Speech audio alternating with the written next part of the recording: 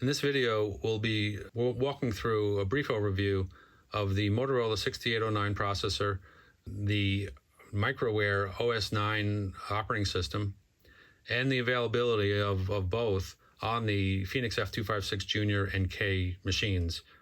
I'll preface this discussion by saying that I'm not an expert, so the disclaimer is I've been reading about this for the better part of a year, but I don't consider myself an expert. I've never owned a Tandy CoCo computer or a machine with a 6809 processor, but I'm learning quite a bit about it, and I've been intrigued enough to buy the FNX6809 and in talking with some of the folks on the Discord forum, getting closer and closer to installing the operating system on this system. So I'll endeavor to do that across the next month and see where this lands me. Another important aspect of this is that it's something that anybody with a background in Unix or Linux operating systems should be paying attention to, because this gives you the opportunity to install a multitasking, multi-user operating system on this machine with a large handful of system utilities and operating system support to develop your own programs that has been in development for a good probably 10 or 20 years. And of course, it's been more than 20 years since the 70s, but it really hit its peak as released on the Tandy color computer, and has since been kind of given a new birth with the release of NitrOS-9, which was a port of the Microware OS9 system. So I'll talk about a couple of those events across history, and I'll give you some further materials you can go carry forward and read, and I'll be giving you an update on my progress along the way, probably maybe one or two more videos later in the summer. So to start with, you're looking at a F256 Jr. This is a stock machine as shipped. It comes without SID chips. It comes with a 6502 processor. And of course, I've added my own power supply here, just this Pico power supply. The 6809 add-on, which is total called the FNX6809, is a 40-pin DIP package, just like the original 6809, and it's pin replaceable in this Foenix system as if it was a 6502 processor or 65816. So you cannot use an original 6809 processor in here. Probably bad things will happen. But Stephanie created this to work, to be compatible, at least from a pin perspective, electrically with the 6502. And with the add of a different FPGA image into Wiki, the system is now equipped for a full use of this processor optionally. You could, if you wanted to, plug in this CPU and start writing 6809 assembly and sending it into the machine and executing just assembly code with no operating system at all, in a similar fashion to the way that the original C256 Jr dev board was produced when there was no microkernel. But of course, that's no fun.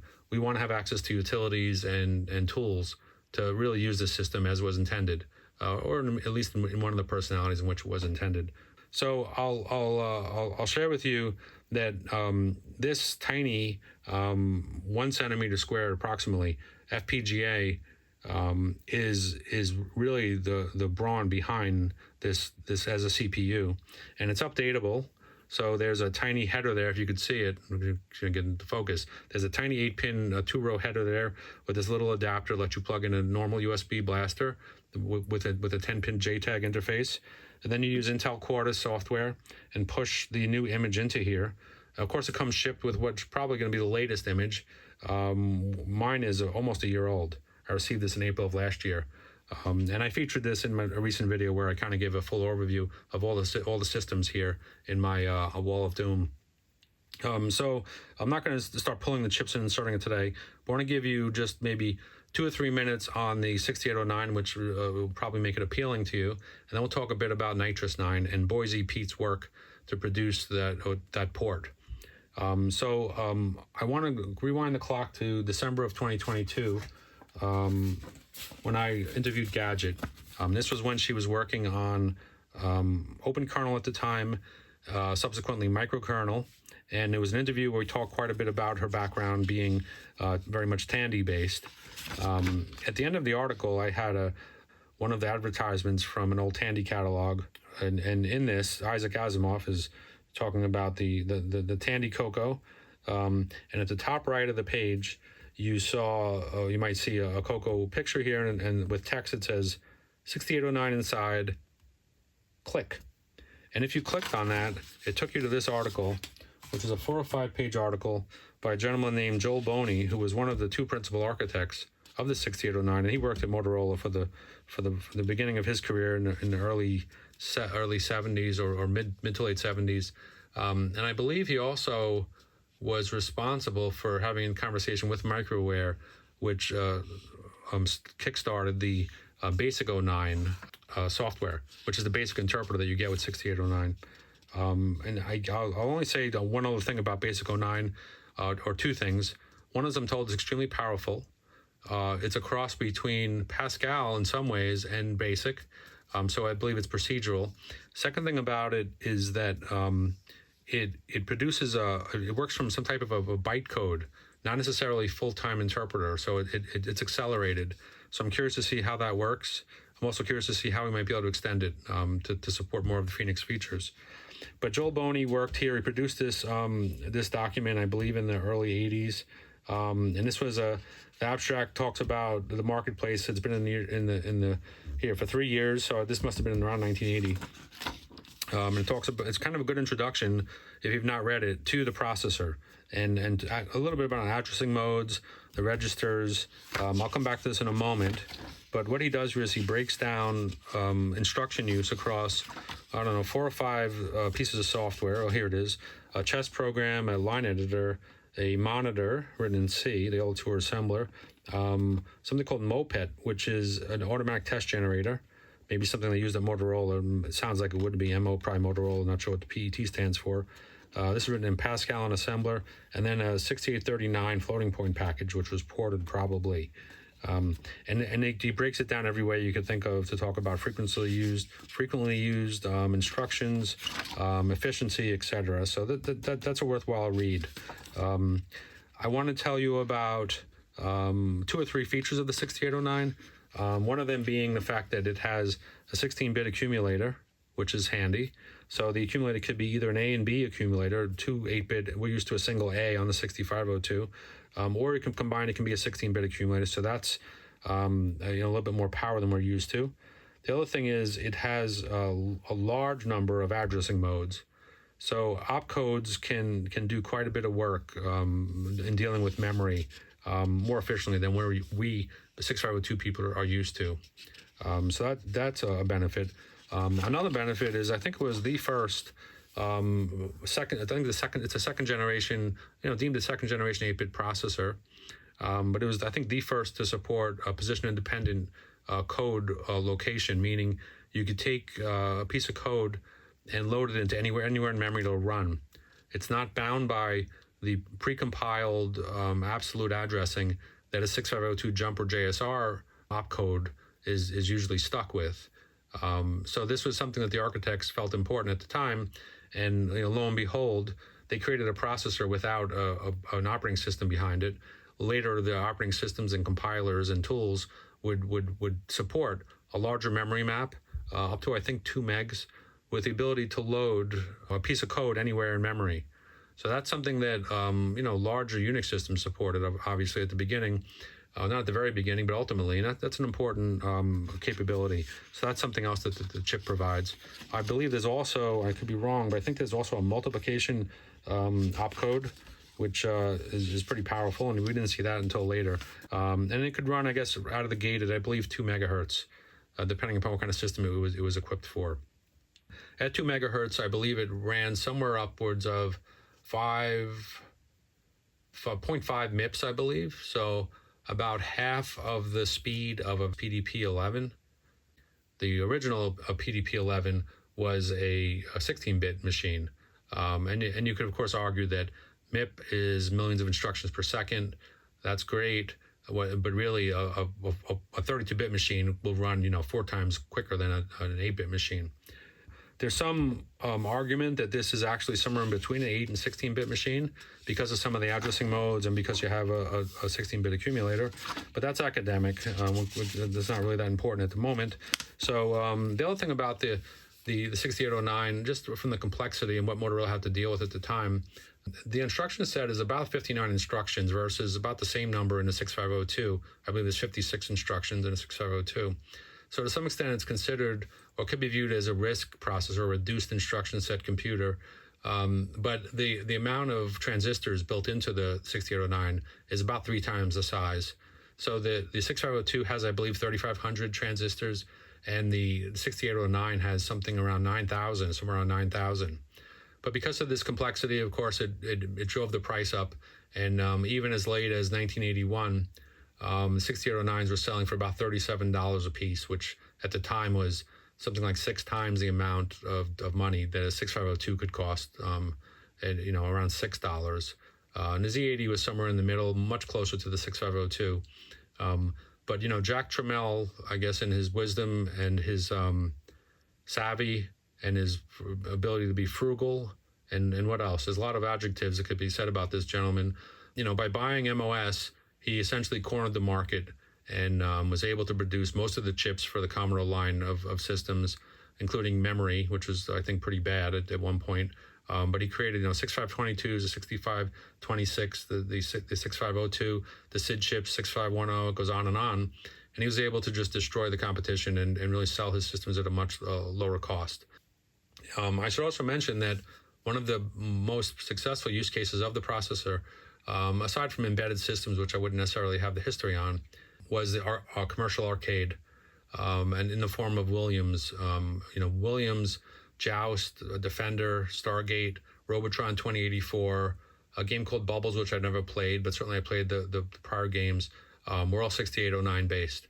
And I believe that one of the folks from the CoCo community ported Joust to that platform, and it's just unbelievable. I played it at Midwest this year. One other quick use case for the 6809, the Fairlight 2, which was a very expensive commercial synthesizer back in the 70s and early 80s, was used the 6809. In fact, it used multiple 6809s. But otherwise, you wouldn't have seen it. I think Acorn used it on one of their card-based systems, and I also know that Commodore used it in their Super Pet, although that was kind of I'll call it a science project, developed out of the University of Waterloo in Canada.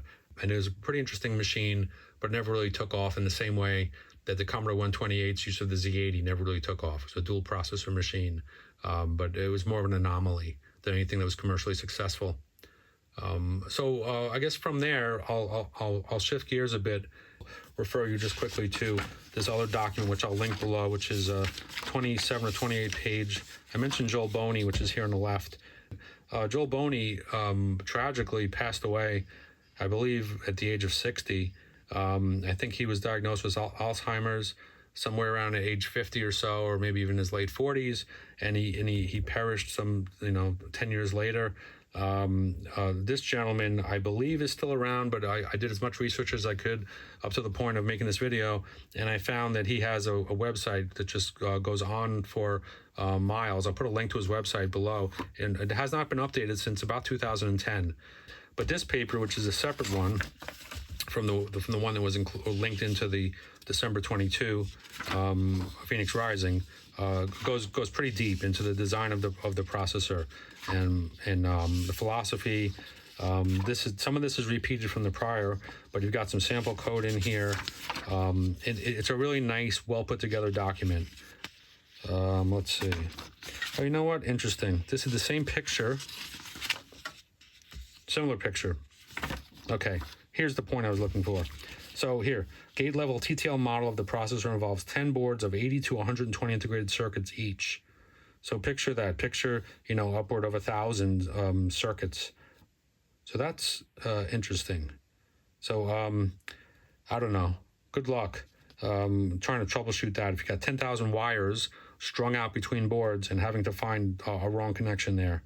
So pretty interesting, the kind of things they went through in the early days of this, second generation class of CPUs. And I think this is the last page of it. And in the conclusion of this, the author talks about that they wish they had a document like this from the 6800 team at Motorola. I won't read it word for word, but that's the essence of what they're saying here. So they were happy that they put this together. You're welcome, etc. But anyway, check the link below if you're interested in this one. So anyway, that's the 6809 portion of the discussion here. I'll now quickly shift gears, talk about OS9, created for the 6809 CPU by Microware in the 80s, I believe. Certainly maintained through the 80s up through the 90s. I'll also point to Boisy Pitre's book, published, I think, in 2017, The Colorful History of Tandy's Underdog Computer. So this is Boisy's the co-author here, and this is an unbelievable read. I can't say I've read it word for word, but it certainly is reference. I've flipped through it and read certain sections and passages, and it talks about kind of Radio Shack's history from the beginning of the market when Radio Shack was decided they were going to head into this growing bustling industry. The release of the original kind of Model 1, 2, and 3 machines, and then on to the CoCo. It talks about some of the gaming systems at the time. Starts there, of course, many of the video tech system, many of the original kind of intents of these CPUs to drag the gaming generation of children into computers. Certainly that's how I became involved. But anyway, color computing, it goes through, there's a bunch of ads in here. There's all kinds of pictures and accounts. It talks about the personalities involved, the development of the software, talks about some of the clone systems. I believe there's an advertisement for the Dragon in here somewhere. I may have passed it already. Yeah, I probably passed it. But anyway, it's a real interesting read. There's a couple notes in here about NitrOS-9, not much. There's some in here about Microware. There's a subsection about Microware specifically, which I may have passed already. And it has an interesting title. I guess that section of the book. Here it is right here. Silicon Valley. Corn. So this is in, I believe, is it Iowa? I think Iowa is where they were based. Yeah, here it is. So yeah, he talks about the fertile rolling hills of central Iowa, thick blanket of, talking about abundance of corn, soybeans, and other crops. So Silicon Valley, this is where Microware was based. You can see a picture of some of the folks there, what the place looked like. And I guess in 1985, that picture was taken.